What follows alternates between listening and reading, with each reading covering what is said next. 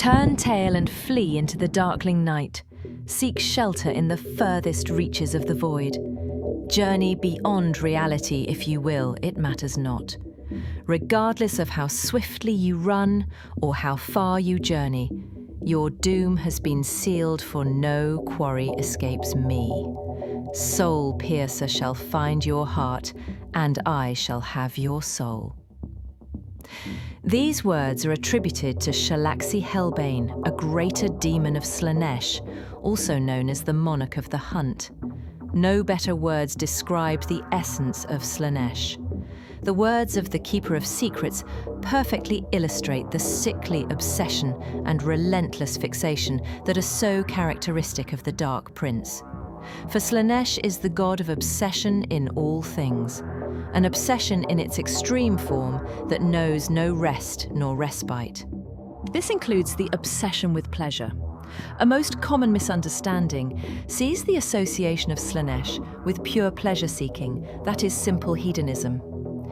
Slaaneshi hedonism is extremely perverted and masochistic, however, as it does seek pleasure and hurt on an equal measure.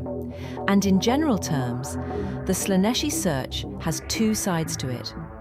First, the addictive aspect of the pursuit of pleasure, through the constant need for a stronger kick, makes sure that the pursuit will never end. There is no stopping to seeking pleasure, even pleasure itself. Second, the perfectionist side of the pursuit equally contributes to the endless pursuit, since Slaaneshi perfectionism will leave its victim unsatisfied as soon as the goal is attained. As soon as a goal is achieved for Slaaneshi perfectionists, it loses meaning, as it does no longer represent the utopian perfection they sought after, and therefore it becomes voided of interest and, in most cases, a relic of boredom, to be forsaken for another goal that will finally bring about sought perfection, or so it is thought. And so goes the endless destructive spiral of the obsessive search. How destructive and futile is the pursuit or the attempt to quench its needs, this is totally not distinguishable to the Slaaneshi worshippers, and this is indeed the great tragedy of Slaanesh. The Dark Prince does not offer fulfillment. He allures through the thrill of the seeking, and then enslaves through the pain from this same endless quest. Some inquisitors from the Ordo Malleus affirm that this endless search is what the circle in the lair symbol of Slaanesh really represents. For the proud Slaaneshi worshippers, however, they see the circle as the symbol of perfection. Other accounts point to the circle as some sort of black hole void that represents the eternal hunger for Aeldari souls. The crescent-like clutch at the other end of the Slaanesh rune has been subject to debate. Does it symbol the enslaving pincer of Slaanesh, since most of his demons display distinguishable pincer claws? Or is it in fact more symbolic of two horns, also characteristic of many Slaaneshi demons, such as fiends and keepers of secrets, with each horn representing obsession and excess in turn? These debates trace back to the first reports from human scouts when they discovered the Lyran system, as diplomacy was abandoned later on in favour of a total wipeout of the lair by the Emperor's children in the Great Crusade, also known as the cleansing of Lyran. The meaning of the Slaaneshi symbol remains and will likely remain elusive. What is known for sure, however, is the origin of the name Slaanesh. This name comes from the Aeldari, Sailanthrish, and means she who thirsts, referring indeed to the Slaaneshi peculiar thirst for Aeldari souls. Slaanesh's birth was but a psychic event, heralding the fall of the decadent Aeldari. Their civilization, at the height of its technological prowess, fell into a great crisis of meaning and a subsequent lethargy, which made them constantly chasing pleasure and novelty as an answer and relief from the said crisis, including through torture and mass murder on a daily basis, as casual tools of entertainment. The ensuing debauchery, cruelty and horror that came as a result of such pursuit was devastating in nature and cataclysmic in scale to the galaxy, and it is the manifestation of such horror in the warp plane that gave birth to the monstrosity that is Slaanesh, Only seconds after its creation, the Dark Prince devoured most of the Aeldari souls in the galaxy through a psychic shockwave that also created the rift that became to be known as the Eye of Terror in the epicenter of what was once the Aeldari Empire. While few Aeldari survived the Slaaneshi annihilation, the question remains why such a brutal and rapid cleansing of an entire race was initiated. Was it some sort of universal karma to torture the devoured souls of the Aeldari to mirror exactly what they were doing in the physical world as some sort of celestial retribution? Was it the universe reaction to say, no more of this, through preventing the Aeldari souls from their previous natural rebirth cycle by the appointment of Slaanesh as a jailer or gatekeeper to stop such rebirth cycle? Does it seek the wipeout of the Eldar as it does not want to give them a second chance? Is the Aeldari soul torture eternal or purgatory? And is it meant to redeem the Aeldari at some distant time in the future? Slaanesh does usually punish his own demons and servants that fail him, but do occasionally give them chances to redeem themselves. Only Slaanesh would have the answers to these questions.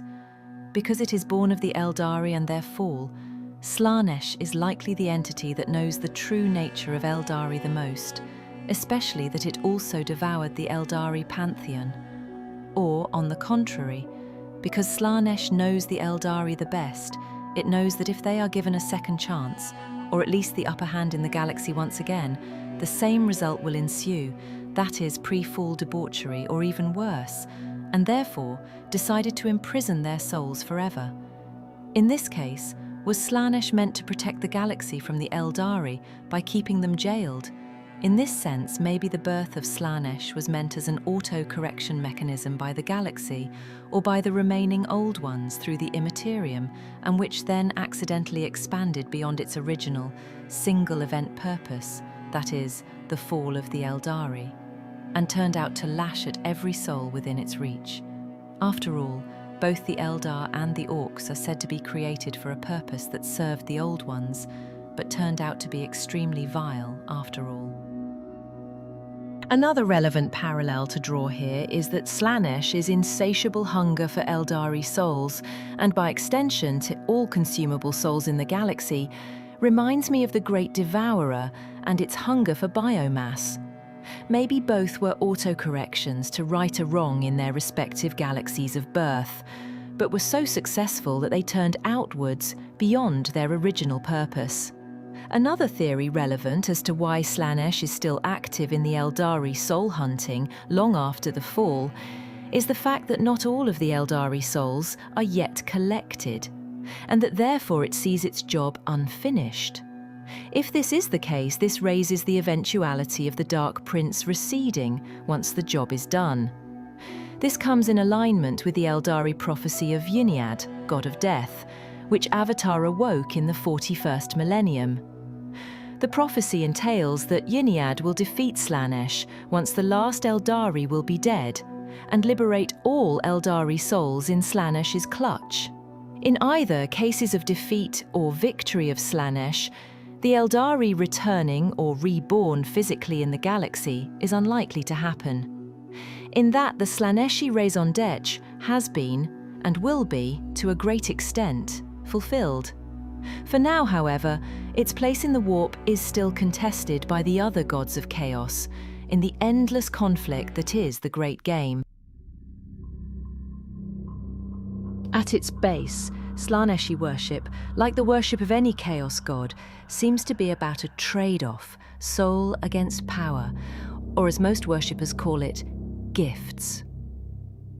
The sacrifice of souls is usually conducted directly in the name of Slaanesh, or in most cases to a specific Slaaneshi demon, in exchange for his direct patronage or a specific service.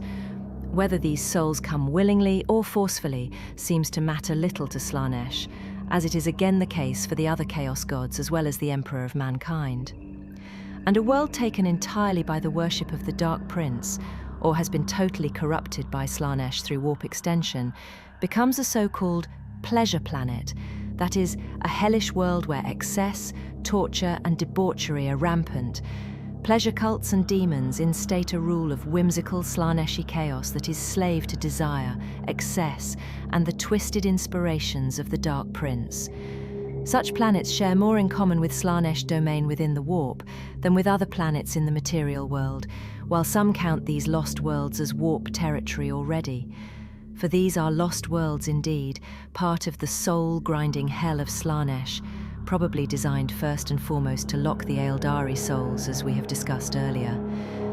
But can the worship of Slaanesh offer something beyond pleasure planets, a baseline for a civilization to prosper and thrive?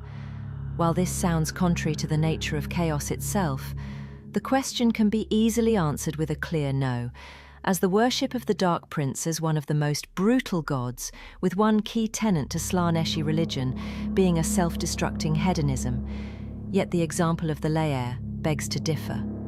Although there is nothing much substantial that we know about this civilization, we do know that it personified a Slaanesh-worshipping society with a multi-planetary footprint.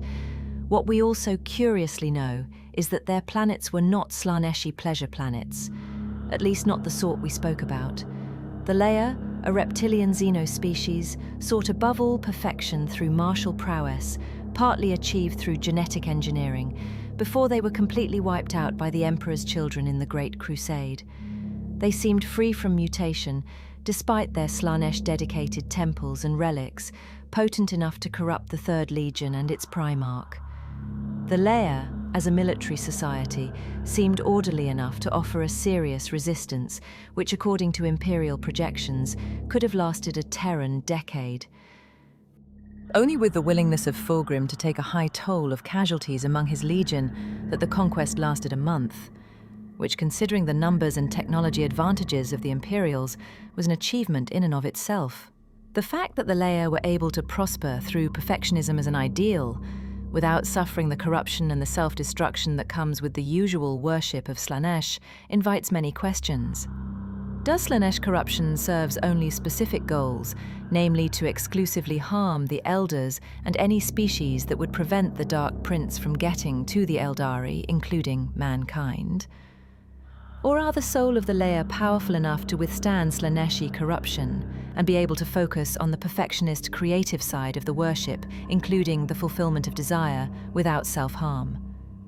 But knowing how vile and cruel is the nature of Slaanesh is to not dismiss lightly the eventuality that the Lair were sacrificed by the Dark Prince as an entire species, as a perfect trap to acquire the far more useful might of Fulgrim and his legion. This version aligns with the sacrificial trade-off of the worship that we previously tackled. But another curious development to the story of Fulgrim somehow contradicts this. Slaanesh's ultimate gift to Fulgrim, which is his ascension to demonhood, granted the Primarch a form that mirrors the one of a Lair.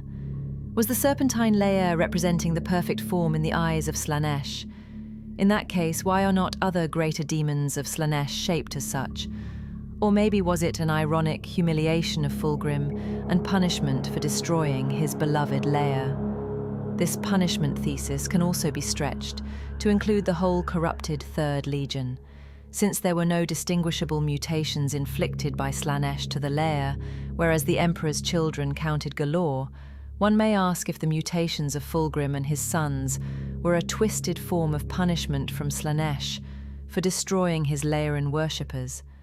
But here again, the essence of Slaanesh marries pain and pleasure, so there is no telling to what is a gift of Slaanesh from a curse. Much of the actual setting is either the reflection or the direct result of the birth of Slaanesh. This includes the fall of the Aeldari Empire and Pantheon, the emergence of the Eye of Terror, and the start of the unification of mankind under the God Emperor, to name but the major ones. Slaanesh is also the only Chaos God from the other three to arguably make the most impactful moves during the Horus Heresy. In addition to being a patron to all the Primarchs operating under the Chaos Undivided banner, his chosen Primarch, Fulgrim, killed 2 Primarchs, Manus and Guilliman, and attempted to kill a third, Perturabo. This remains the highest count for any active Primarch in the Age of Darkness era, even if the role of the Emperor's children in the heresy remains divisive. But killing Guilliman alone has had tremendous implications for the Imperium, as it deprived it from its best strategist and ruler, thus its death handicapping mankind for 10,000 years. In the current setting, Slaanesh is at the centre of the Aeldari prophecy, foretelling the return of Ynnead, the Aeldari god of the dead, and who is meant to defeat Slaanesh upon his full awakening. To resurrect fully the Aeldari god, 5 crone swords are needed, last of which is rumoured to be in Slaanesh's possession, and it can be easily assumed that the fight to get this particular sword will be extremely difficult, nearly impossible for the Aeldari. In fact, Yvraine, who is Ynnead's chosen and prophet, has been actively searching for the swords.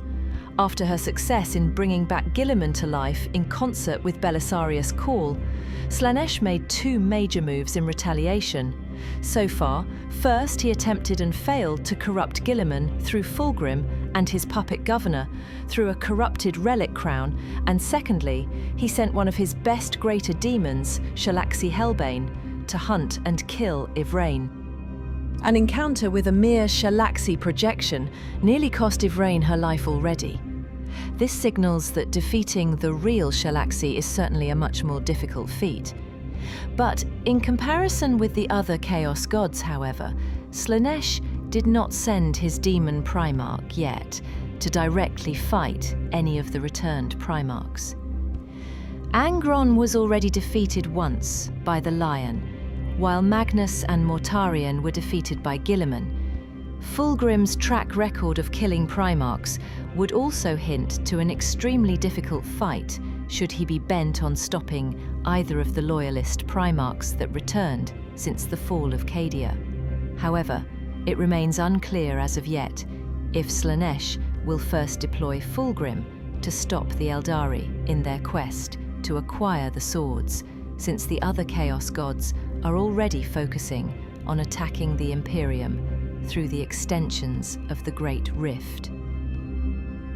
Combining the forces of both Fulgrim and Shalaxi to stop Yvraine might be overdoing it, especially knowing that Fulgrim has been rallying the Emperor's Children bands and might not act solo, as it is usually the case. Nonetheless, the unification of the Aeldari, including the Drukhari, is no threat to underestimate, and the ultimate face-off with an Ynnead, fueled by the souls of an entire species, would constitute for Slaanesh an ultimate face-off in the warp. It remains unlikely, however, that the Eldar, even united in alignment with the prophecy, can defeat Slaanesh alone, through manifesting as Ynnead. This assumption is based on 2 facts. The first is that the other, older Chaos gods, powerful as they are, especially Khorne, have not been able to defeat the Dark Prince. Second, Slaanesh, at his birth, was powerful enough to defeat almost the entirety of the Aeldari pantheon. Therefore, a single Aeldari god, no matter how powerful he is, will unlikely bring about the end of Slaanesh. This begs the question of whether the Imperium will assist the Aeldari, seizing on the chance to eliminate a Chaos god, and as a payback for Yvraine's assistance with the rebirth of Guilliman. On the other hand, will the other Chaos god assist Slaanesh, or will seize the opportunity of him fighting the Aeldari to steal Slaanesh domain and knock him out of the Great Game to bring back the pre-fall status quo? Although such opportunity will be very tempting for Khorne, it is unlikely to please Tzeentch, as the demise of Slaanesh would mean one less player to play against other factions, which is one of the few constants in the Changer of Ways rulebook. Nurgle has also no long-term interest in a reborn or strengthened Aeldari god, or even pantheon, as he holds prisoner Isha, the Aeldari goddess of healing, on which he conducts his experiments. Aware of her cruel fate, a freed Aeldari pantheon will surely make a move on the plague god to liberate her next, if they ever defeat Slaanesh. As it has been the case with the God Emperor of mankind, the probability that the 4 Chaos gods will act in unison against a newly awakened Eldar deity remains therefore higher. For now, however, all eyes remain on the next move of Fulgrim and his newly reunited third.